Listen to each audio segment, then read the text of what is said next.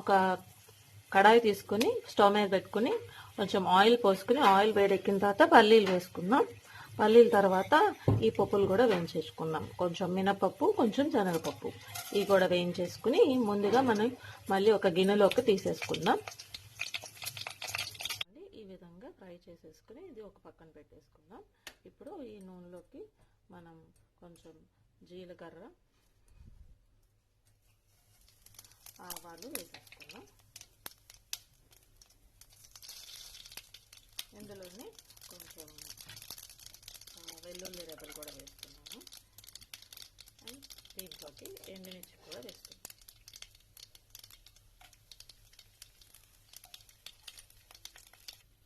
ఇప్పుడు ఇందులోకి కరివేపాకు, కొంచెం పచ్చిమిర్చి నూనెలో వేయడం వల్ల మంచి ఫ్లేవర్ వస్తుంది దీనికి. ఇప్పుడు దీంట్లోకి చిటికెడు పసుపు వేసుకుందాం. ఇప్పుడు మనం కట్ చేసుకున్న బెండకాయలు కూడా వేసేసుకుందాం.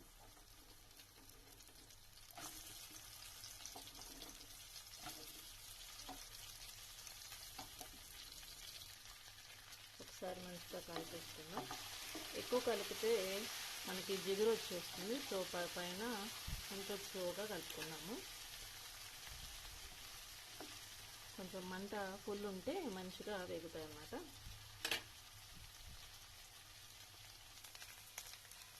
ఇప్పుడు ఇందులోకి మనం కొంచెం సాల్ట్ వేసేసుకున్నాం.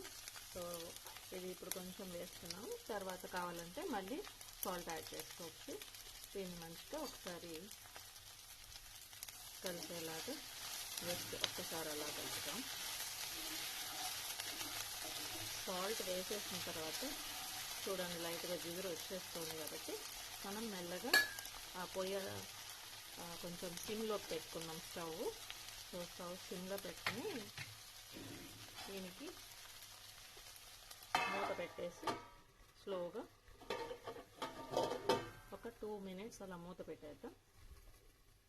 మనం మిక్సీ చేసుకోవాలి.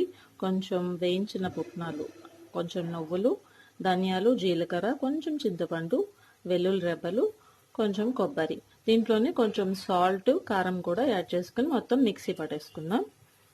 మనం కట్ చేసుకున్న ఆనియన్స్ వేసుకుందాం. ముందే వేస్తే ఏమవుతుందంటే ఉల్లిపాయ కొంచెం మనం ఫ్రై చేయడం వల్ల మాడిపోతుంది. సో మధ్యలో వేసుకుంటున్నాం మనం. దీన్ని మళ్ళీ ఒకసారి మంచిగా కలిపేసుకుని తర్వాత మళ్ళీ ఒకసారి మూత పెట్టి కాసేపు మగ్గనిద్దాం.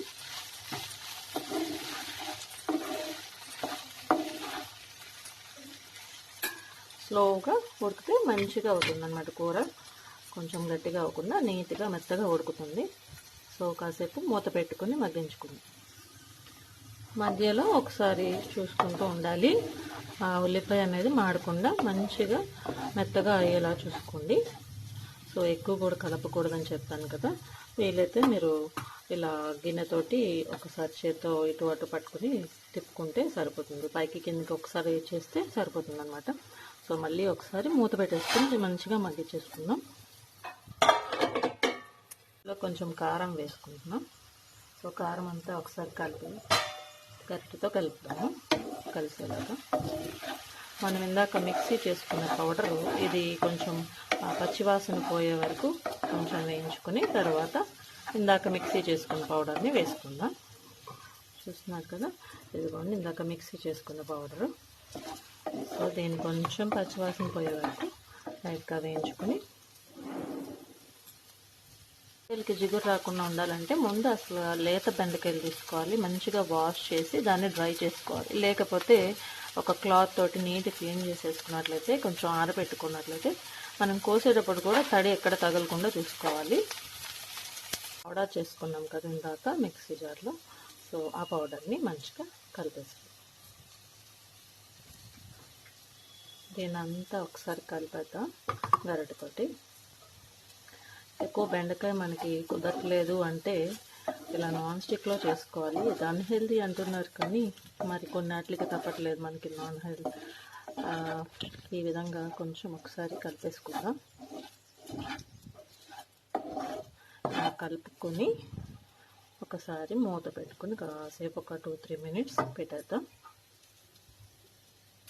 ఇందాక ఫస్ట్లో మనం వేయించుకున్న పప్పులు ఉన్నాయి కదా, ఇప్పుడు లాస్ట్గా వేసేసుకుందాం.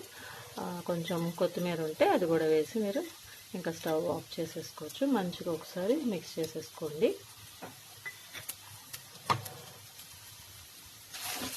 ఈ కూర ట్రై చేయండి, చాలా బాగుంటుంది. అండ్ చింతపండు మాత్రం ఎక్కువ వేసుకోవద్దు, లైట్గా వేసుకోండి. మిక్సీ పౌడర్ ఉంది కదా దాంట్లో. సో మీరు కొంచెం కొత్తిమీర వేసుకుని ఫైనల్గా ఆఫ్ చేసేసుకోవచ్చు. ఈ రెసిపీ తప్పకుండా ట్రై చేయండి. And thanks for watching. Please do subscribe to our channel. Thank you. Bye.